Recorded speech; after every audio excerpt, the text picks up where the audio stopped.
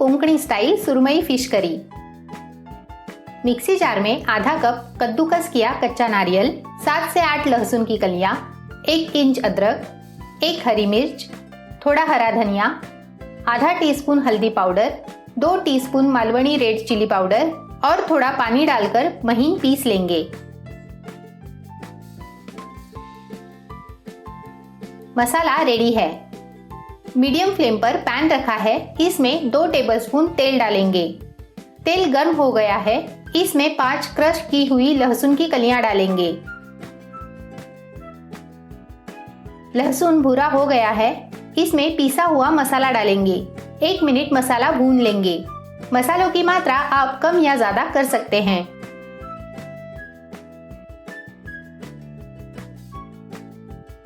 एक मिनट हो चुका है, मसाले से तेल छूटने लगा है, पानी डालेंगे। आपको करी जितनी पतली या गाढ़ी चाहिए उस हिसाब से पानी डालें। गैस की फ्लेम हाई पर करेंगे।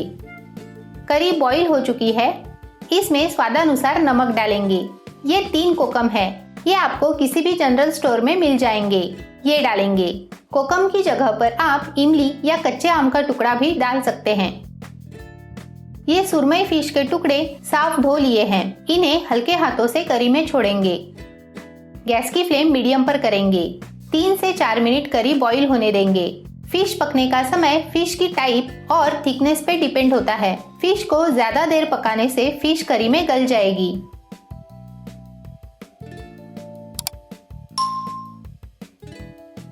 तीन मिनट हो चुके हैं, फिश करी रेडी है। थोड़ा कटा हरा धनिया डालेंगे, मिक्स करेंगे।